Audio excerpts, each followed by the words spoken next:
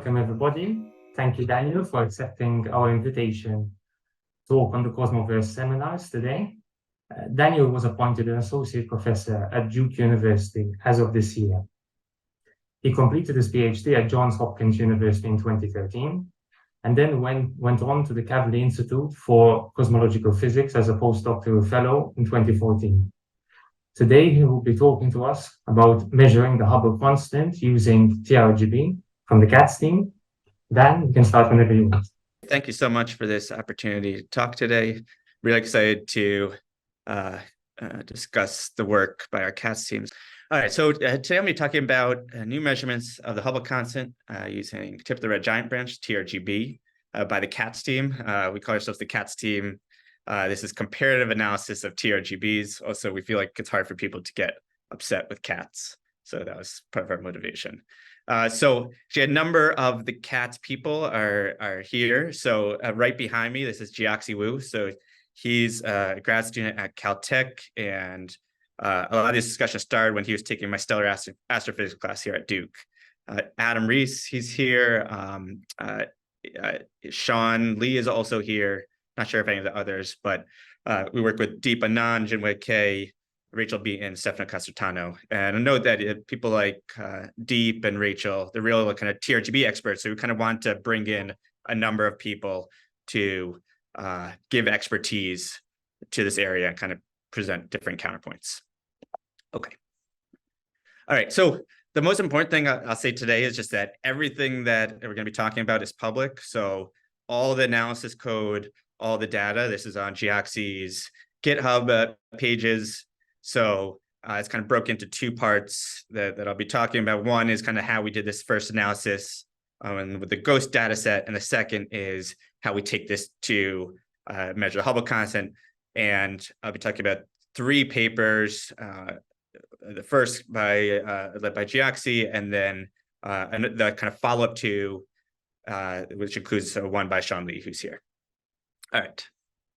Okay, so I want to motivate this by just diving into what I feel like is the top question I get asked when I give kind of a normal like Pantheon plus shoes talk, which is, oh, there's TRGB measurements, and people probably have seen this plot where it looks like there's kind of Cepheids on one side and C and B on the other side, and then there's this CCHP TRGB measurement kind of in the middle, and maybe then that means there's no tension. Now, I'll say that's just kind of one TRGB measurement. There's another measurement by the EDD team. This is led by Deep Anand. So CCHP gets 69.8 plus or minus 1.8. EDD gets 71.2 plus or minus 1.5. At best, you one could say kind of these are in the middle. Nothing's kind of disagreeing with shoes. EDD is kind of somewhat closer, but I think the community sometimes will take this as a sign of, oh, maybe the tension's not there. And I feel like there's a lot of scrutiny of kind of the Cepheid side of things because it gives the tension with Planck, and the hope is like, okay, if someone can find something wrong with Cepheids, then you could solve the tension. And I say kind of as a community, I think we should be scrutinizing every measurement. So in that spirit, we tried taking on what's the best way to do TRGB measurements. So let's look at all pieces of the story and kind of let the data tell us what's actually happening. All right. Now, when I typically give a Pantheon plus shoes talk, there's this theme that I try stressing, which is consistency. So in the distance ladder, what's really amazing about the measurement is that as long as you're consistent between rungs, so the first and second rung with Cepheids, the second and third rung with supernovae, then you're robust against systematics. Because if you have something wrong in both the first rung and the second rung, you do something wrong with Cepheids, those will cancel out, and so you're insensitive to it. So all the effort should be on trying to standardize and cross-calibrate, make things homogeneous between the first and second rung and the second and third rung. That's really kind of the number one prerogative. Now, so it's okay, yeah, just kind of to say this, yeah, this has been the number one goal. It's consistency across rungs. consistency for standard candles requires standardizing and cross-calibrating, and this is what gives robustness against systematics. So this is the idea that we're trying to put forth for TRGB. So oftentimes, if you kind of look at TRGB literature, what you'll see is kind of focus on like individual galaxies. So there'll be like individual galaxies like NGC 4258, an anchor galaxy, and there'll be this big comparison of, okay, you know, this paper gets this number for this one galaxy, and this gets this number, and for all these different analyses, there'll be different analysis techniques of kind of how you do the measurement, whether you kind of use just some like visual basis or something. And there's a lot that's case by case. And they're trying to answer this question of like, what is the TRGB, the tip, the magnitude of the tip for some galaxy? But that's a different question than asking what is the value of the Hubble constant. So there's two questions, and sometimes they could get mixed up, and I want to kind of delineate them as much as possible. There's the question of what's the magnitude of TRGB? What is the kind of the absolute brightness? What's of the TRGB? And when you do that, then you could curate your analysis to the data that you have, and there's not really a choice that's kind of wrong or right. You're just saying for this galaxy, here's the kind of single number that comes out. But that's different than saying what is H naught using TRGB.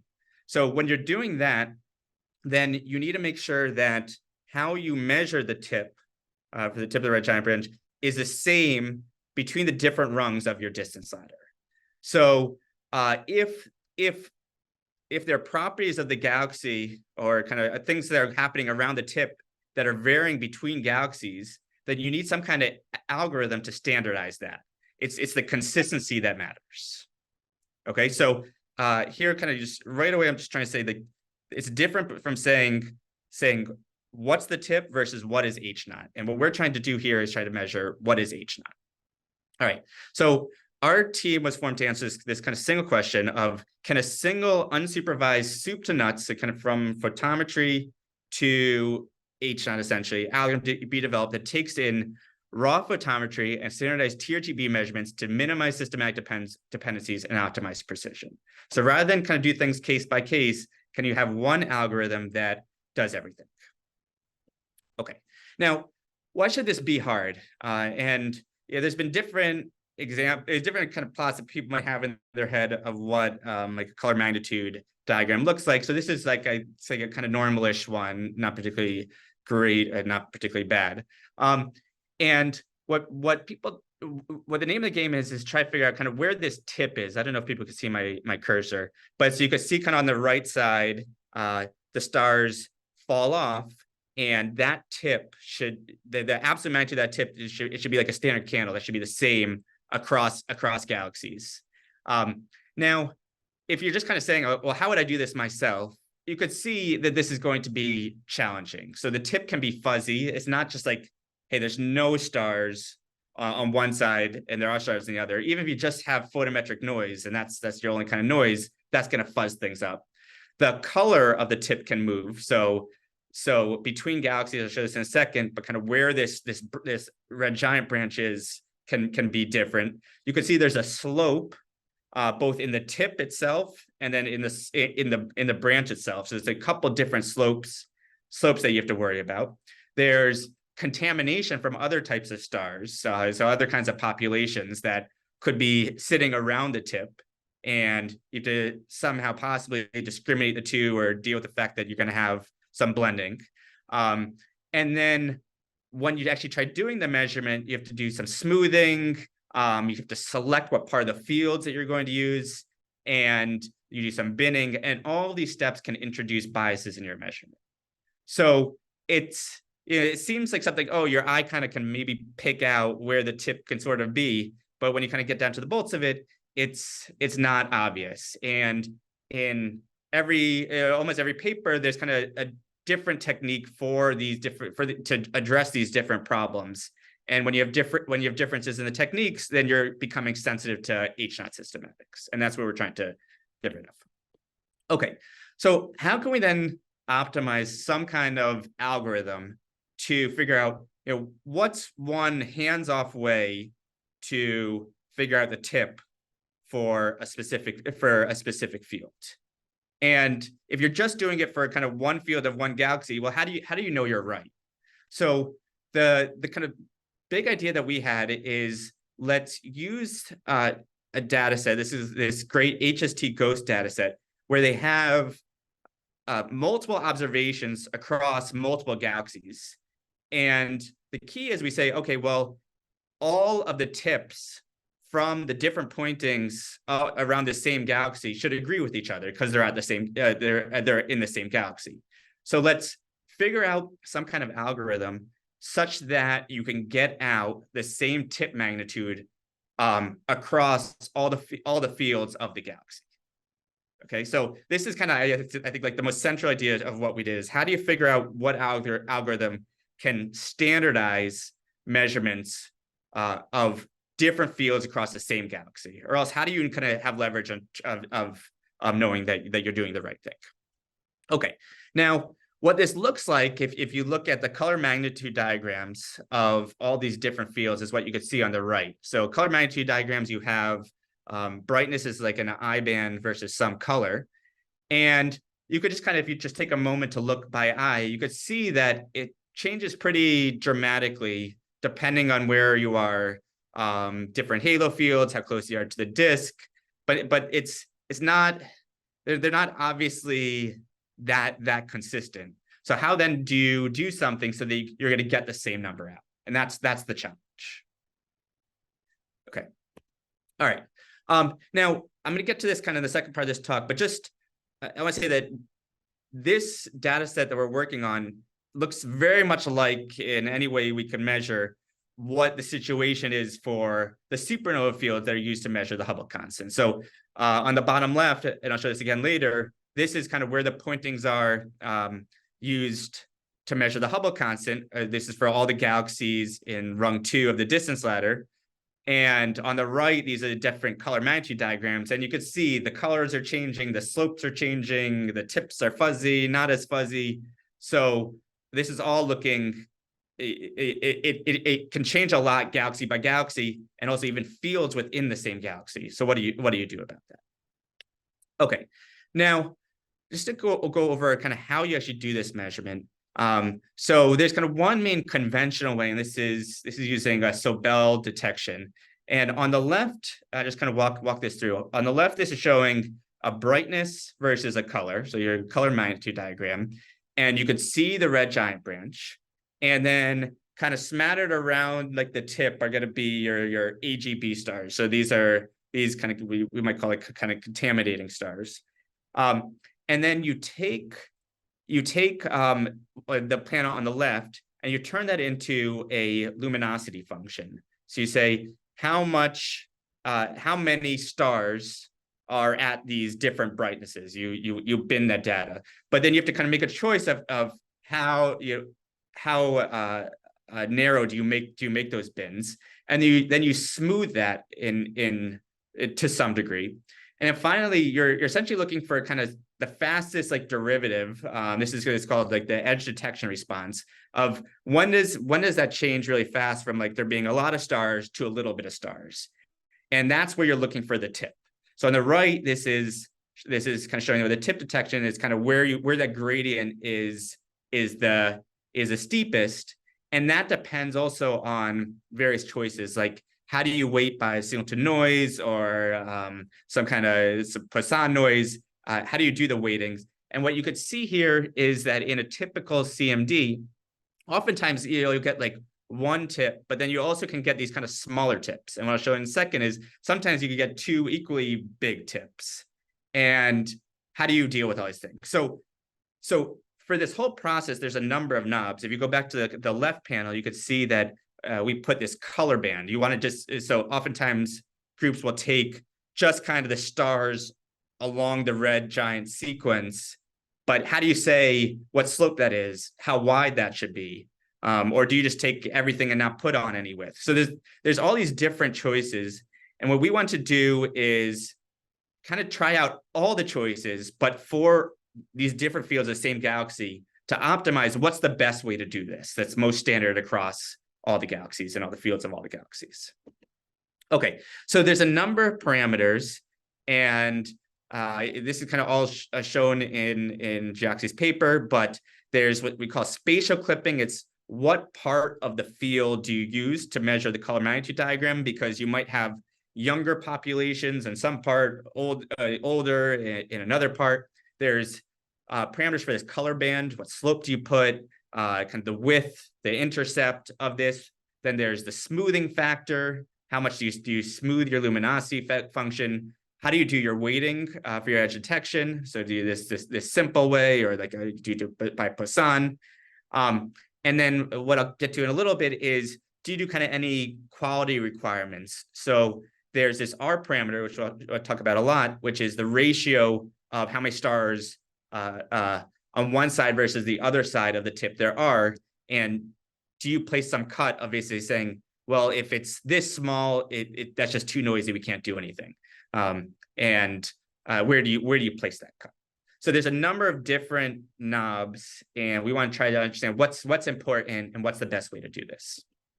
Okay, so in the past, if you look at kind of number of TRGB analyses, there'll be these situations where you have some field, and maybe it's some distance away from the disk, and there'll be some number of red stars, but also some number of blue stars. And the papers will say, okay, well, this part of the field is good, and this part of the field is bad, and they'll like draw a line. But it's very, I don't know, like arbitrary and visual. So we want to get away from that. So we came up with this thing where we looked at kind of the relative amounts of red and blue stars, and we smooth that over, and we say, okay, we don't want to be in the close to the disk where you have a lot of these young blue stars. So we derive an algorithm to just use kind of the part of the fields that have more of the red stars. And if you look here at the bottom, so this is the color magnitude diagram kind of before you do some cut on part of the field. So you can see this big blue sequence on the left side at a color of like 0.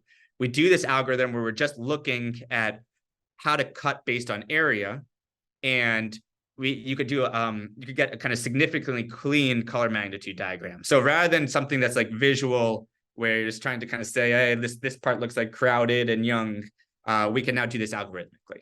So this is the type of work that we are trying to do here.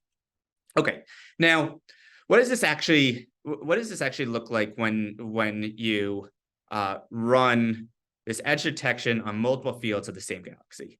So here we have all these different fields just of NGC 3031. So this is one galaxy, but lots of fields. And we want to say kind of like out of the box, do the tips agree with each other?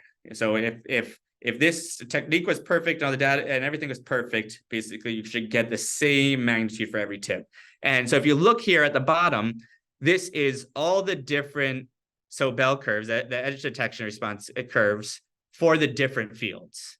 And you could kind of see that it's like a bit of a hot mess that you could get for multiple fields. You actually get multiple peaks. So, pick some color here on the bottom left, and you can see that there could be multiple peaks. You could see that between different fields, where the peak is shifted. And if you do more smoothing to your luminosity function, you can kind of beat down some of this multi-peak situation. But where the peak is, if you look at these vertical lines, you can see that they're not that often that close to each other. And what we want to know is, how can you do something to do better? How can you make those tips more consistent? Because what past analyses would do is say, okay, well, this one of these fields is good and one of these fields is bad, but that's all arbitrary. We want to use all the data, but standardize them in some way. Okay. All right. So what we found kind of as we develop these different techniques is that if you compare the residuals, so you say, okay, all the tips should agree. So the differences are what we call residuals. And you kind of run your out of the box thing, and then you do these different algorithms. You do this spatial selection where you kind of are looking at where there's less blue stars.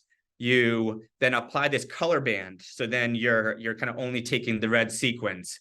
You then only cut for when the contrast is high, that ratio, when the tip isn't that fuzzy. You make a cut of only when you have some number of stars, and then you also kind of can play with the smoothing.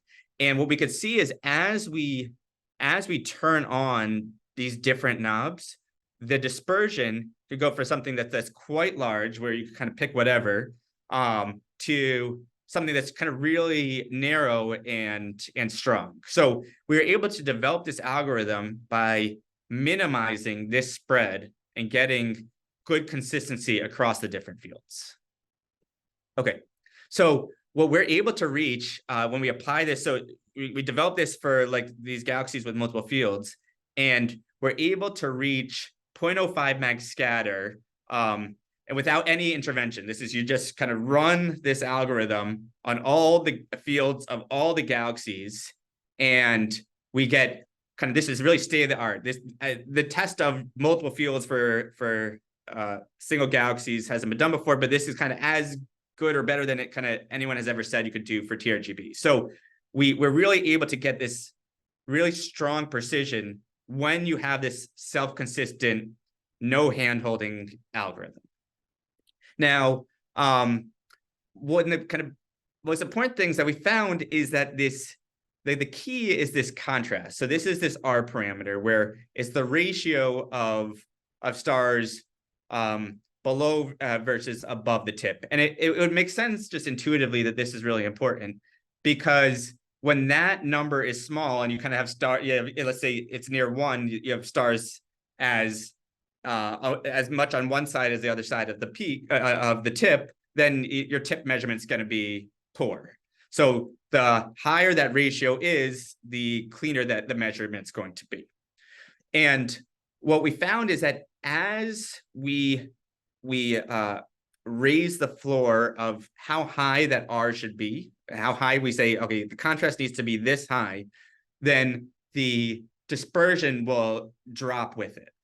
So this dispersion can be as high as like 0.75 mag, but as you raise the requirement on this contrast ratio, then the dispersion drops. The catch is that a number of these fields, so this middle panel is how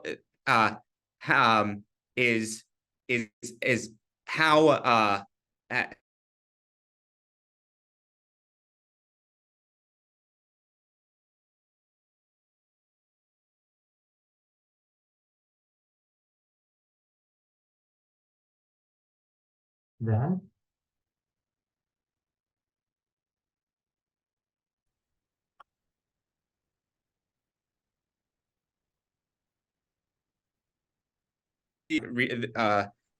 quality check, but then Yep. The video, the sound cut a little bit, just for half a minute.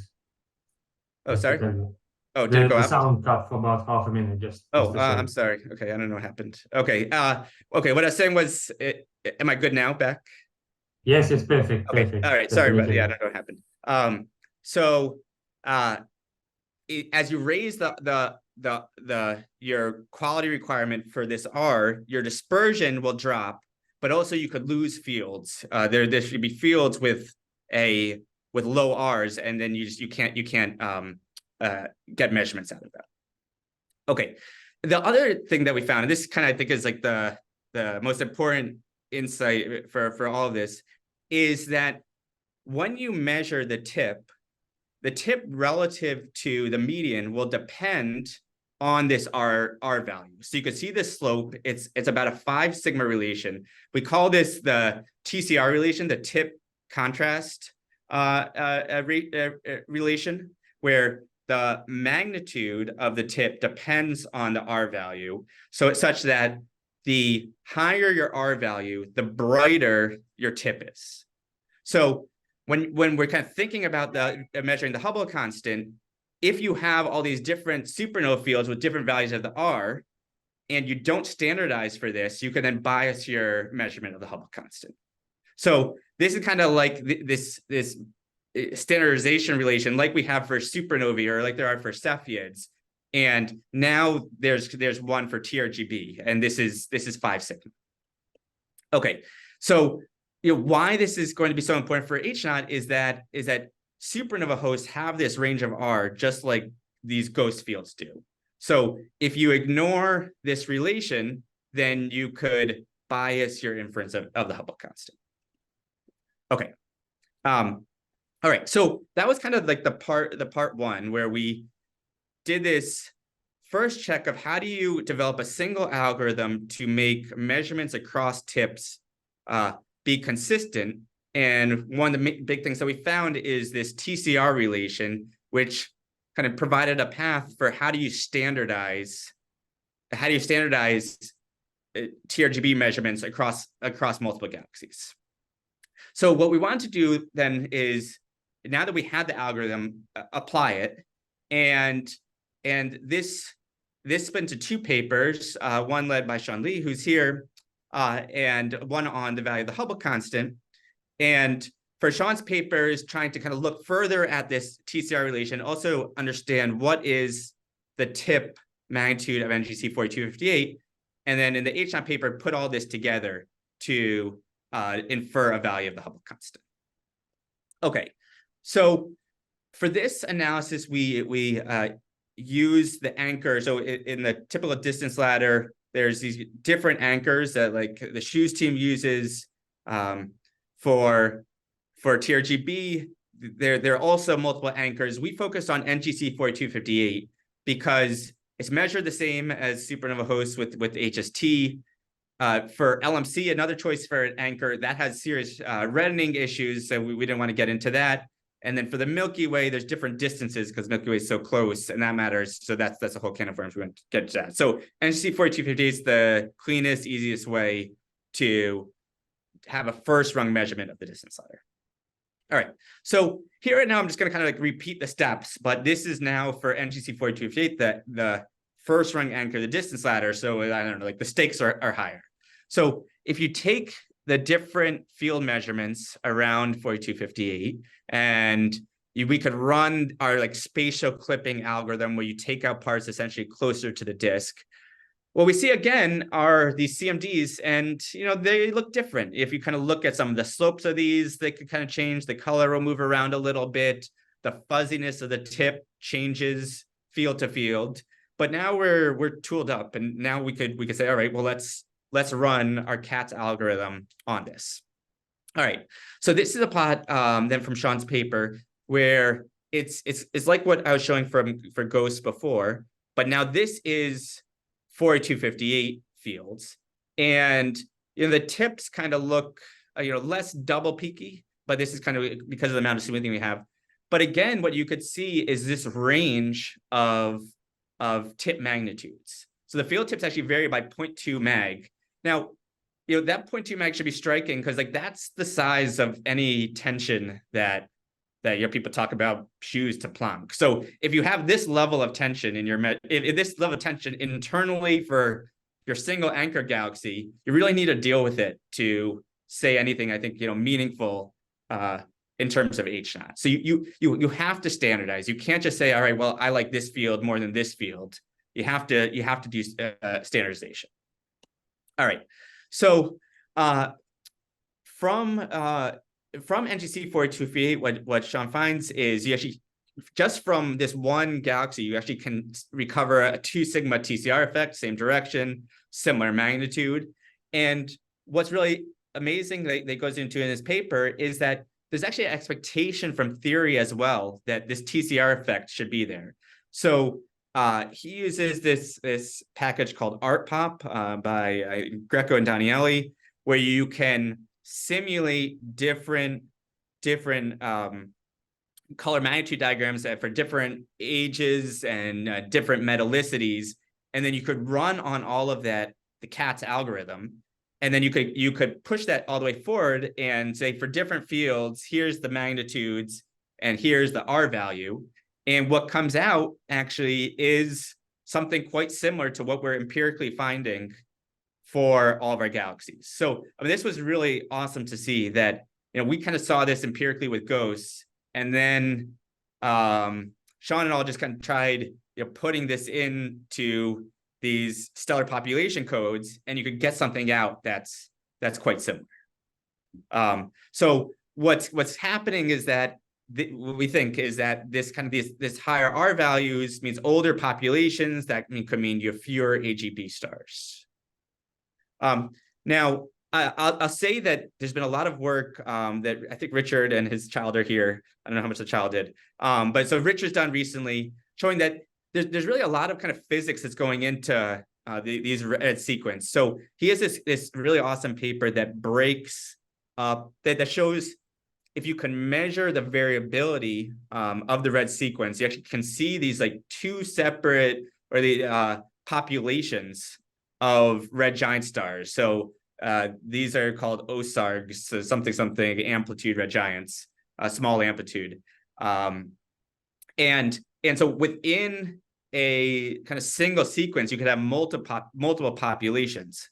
So and those different populations can actually have significantly different tips. So if you have different galaxies with different populations, then that could cause the range of tips that we're seeing. I know Richard also, he just sent me last night, has can show kind of how the TCR effect can appear based with simulations, and I think he's saying that it kind of depends on how you do your weighting of your luminosity function. But what's kind of really neat now is that these different groups are able to show with simulations how the TCR effect comes out. So it's not just something that we're empirically seeing and standardizing for. This is actually something that can be quite expected. All right, and then just to kind of put in a kicker is that we also looked at data. This is from Hoyt et al. Of the LMC, and from their first rung anchor, which we're not using, and just kind of straight out of the box, if we just measure what their R parameter is and take their tip magnitudes, this is the second panel here. And again, we see a very consistent TCR relation. So I'd say the evidence is now abundant that this standardization relation is in our data and must be accounted for. Okay, now putting this all together, we're kind of ready to look at all the supernova galaxies, run the CATS algorithm, and then do standardize for the TCR relation, and then measure the value of the Hubble constant. So here, this is what I was showing before. This is where the different HST fields are around the supernova galaxies used to measure the Hubble constant. And one thing that people say is, well, with the TRGB, you really should kind of measure in the halo, and then maybe some of these problems of dependency on age or metallicity or different populations, maybe they just kind of go away. And what we say is that if you just, people are using the data that exists, and the data that exists are not always like so cleanly out in the halo. I mean, look at some of these galaxies like 4424 or 1309. People, ideally you want to use, maybe you want to go far away, but it's just not the data we have. And if people are already measuring H0 with the data we have, then you have to do that the best you can. Okay, so on the right, this is now showing the CMDs. You can then see the edge detections. You can see kind of looking at these red curves. Sometimes it's quite clean, like look at 1404. Sometimes it's pretty messy. But this is why kind of we built this CATS algorithm. All right, so we run the CATS algorithm, and we do this for the range of variants that we have. So if you remember what I talked about in the beginning, we have these different knobs, and you can do different weighting, and you could change the slope of your edge or the width of your color band, these kinds of things. So we have 108 different variants, because we want to say, all right, well, how much does that move things around? And when we combine our TRGB measurements with Pantheon Plus to do a full H0 measurement, the value of H0 we get is 73.0 plus or minus 1.5. So this is very close, bang on the Schiess value. And I'll really emphasize that what was important to us doing CATS is that the entire algorithm was developed from the GHOST data set that had extremely little overlap. I think just one galaxy overlap with the supernova set. So essentially that's like a blind analysis. We developed this thing to work on this totally separate data set, and then we just applied it to the supernova data set. And you run it over all these different variants because we're not exactly sure what the best one is. And this is a range. So none of the variants that you put in for smoothing and weighting and color band given H naught that's less than 71.6. Okay, so I mean this, we thought this is pretty powerful. All right, now there's two kind of really important notes about this. It have to do with this multi-Sobel peak problem. So if you can remember these Sobel curves, let me show this again. You know, sometimes you get these times with multiple peaks. Like look at here, 4536, where you have these multiple peaks. And there's this question that's been confusing for past literature of like, well, how do you say which one is the right one? And you know, you could say, well, I'm going to take the one that kind of is closest to like the supernova, what the supernova distance would make you think, but that's, you know, gets into confirmation issues and things like that. So it's hard then to know what to do with all the different peaks. And we tried doing these different ways of you either take like the highest ratio, the highest EDR peak or the highest R peak, whichever peak has the highest contrast value. You could just average all the peaks, or you could just you know, only look at kind of ones that have one tip, and you can see the H naught that you get can move around a little bit. But again, kind of our lowest way is getting 71.7. The highest way gets 75.3. So you know, all these different ways will straddle our main result, and that has to do with this issue of when you get multiple peaks. Now, one thing that was also important to us is that, you know, we can reproduce all the past TRGB H naught results, and the way to do this, let me just go back for 1 second. The way to do this is by saying, all right, well, there's something that's like less good about the fields over here, these low R fields, because, you know, they look fuzzier, and we like more these high R fields. So you say, okay, it's something like the edge detection looks more Gaussian or something like that. It's sharper, so we're only going to take this. Now, the big problem with that is if you say, all right, well, it only likes these things at high R, is that your supernova data is all at low R. So you have to be consistent between what types of fields you're taking between for your anchor galaxy NGC 4258 and your supernova galaxy. You could get a lower value of the Hubble constant, but only if you're taking from this range over here, this high R range, but that's inconsistent with your supernova range. So if you're consistent, and then you're going to get a higher value of the Hubble constant. Okay, so the way to get low H naught is just by picking these fields that are not representative of the supernova fields. Okay, right. So this is the kind of point I tried making in the beginning of, if you just want to ask what's the magnitude of the tip of the red giant branch, then yeah, you could take the highest R thing, and maybe that's the most right. That's like a little hard for me to know. But if you're saying what's H naught using TRGB, then you have to standardize for the TRGB. You have to be consistent between your supernova data set and your anchor data set. Okay. All right. So the second important note is that to measure the Hubble constant, you have to combine TRGB with supernovae. And this actually can move things compared to CCHP results a little bit more than the TRGB side.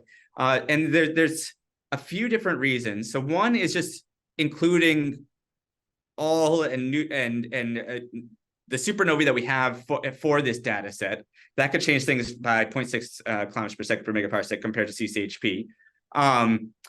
We also were not able to detect some TRGB in some of the galaxies, but that ended up being small. We correct for the peculiar flow. So this is kind of the motion of all the galaxies in our nearby universe. This is there's really strong evidence. There's a really nice paper by Eric Peterson. Then also for Pantheon Plus, we put in all this effort to cross-calibrate. There's this great paper by Dylan Brout that cross-calibrates all these low redshift surveys so that they're on a homogeneous calibration system. And whereas CCHP will just kind of use one data set for the second rung, or a lot of different data sets for the second rung, and one specific data set for the third rung, which makes things inconsistent. So that can shift H0 up by as much as 2 kilometers per second per megaparsec. So whereas compared to EDD, they were using Pantheon Plus, but not all the supernovae. And EDD doesn't kind of do the choosing of a specific NGC 4258 fields. So we can reproduce CCHP and EDD in terms of what they get, and we can explain kind of step by step where the differences come from.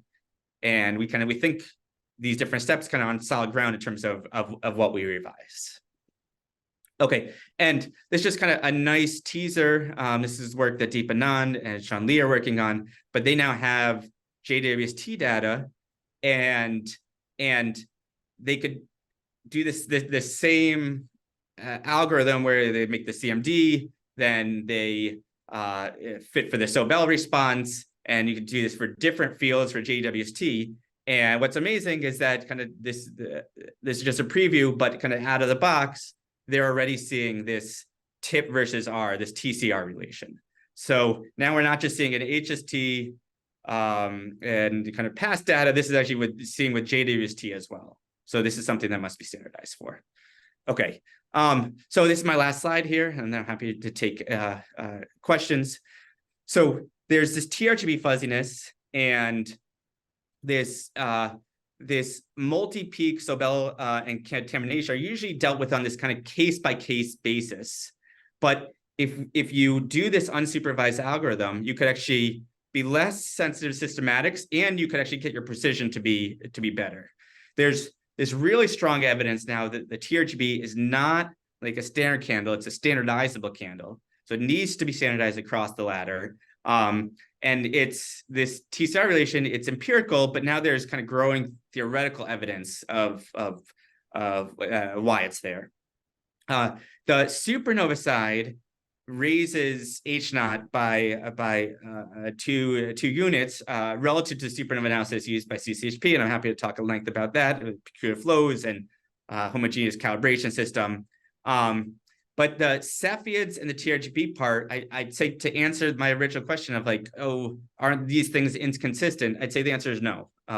There's nothing that we're seeing that's showing the Cepheids and TRGB are inconsistent. And lastly, just to kind of hit again, on Galaxies site, you could do this all yourself. Our original goal for this analysis was just to kind of make things available so people can do better analyses. I don't know. There's lots of cool things when you have all these different fields and different types of stars on there. So we think it's kind of ripe for new statistical techniques, and we'd really be happy to share anything that we have with people who would want to do something like that. So I'll stop there, and thanks for the chance to talk to you all. Thank you so much. Very nice talk. Very interesting. Are there any questions? I think Owen, yeah. Owen, hey, Dan, thanks very much for the talk. Can I ask about this recent paper by Friedman, Schmidt, and Perlmutter, where they basically say they can seem to concede that H0 is larger than 70, but then the errors are very large. It's like plus or minus 3 or something like that. Oh, what paper is that? Let me see which one it is. So this is this Carnegie Supernova Project 1 and 2 measurements of H0. Okay. I know that paper. Yeah, so I have a lot of thoughts about that one. Okay, so yeah, that paper is kind of taking things a little more from like the supernova side. So they have a new Carnegie Supernova Project. They have a new sample. So before it was like CSP1, now there's CSP2. And so they have more supernovae, and they've redone some of the photometry calibration. And then what they do is they tie it to Cepheids, they tie it to TRGB, and they tie it to surface brightness fluctuations, SBF. And what they say is basically Cepheids kind of give some higher H0, TRGB it's like a range from like 60, high 69 point something to like 71, like a low 71 point something, and then SBF are I think that this is kind of one of the most interesting things. They there's two different analyses of SBF. There's kind of one that's older that looks at, it basically takes in all this literature data where there's lots of problems with the calibration. And then there's this is led by like Blakesley et al., Jensen et al., where they use all of this HST data, put everything on a calibration system, on the same calibration system.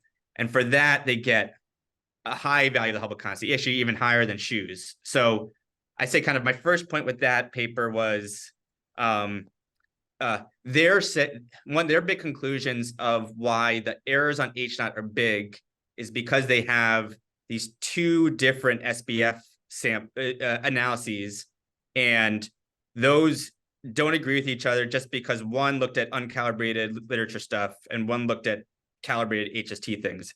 If you'd take out the old literature thing, you get a higher value of the Hubble constant from HST, which would give their main Hubble constant to be higher, and the error wouldn't be as big. So there's a number of kind of other little things on the supernova side, like they still don't correct for peculiar velocities.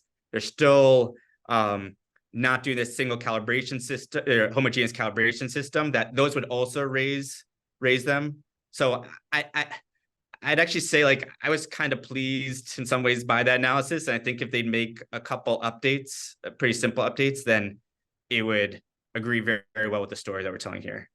So you think they can get the errors down? Is that what you're saying? Yeah, I do. I mean, what they essentially do is there's like no quality control over which analyses and data they're taking in. So that will just blow up your H0 because you're taking in all these sources. But when you have two different sources and one is HST and all better than the other, I think you can't take both anymore. You have to just take the better one. So if you do that, the errors go down and H0 will go up. Anyone else? Any questions or comments for Dan? This is Andrew. Can I ask a question? Am I right that you're implying that the supernovae are currently contributing a greater amount to the uncertainty than your analysis of the actual tip, or did I misunderstand something there? It's not, yeah, right. So the question is the supernovae contributing greater uncertainty? I wouldn't say it like that. I'd say that some past analyses like CCHP, they did not use some things I think in the supernova community are just quite standard and have a number of papers supporting them.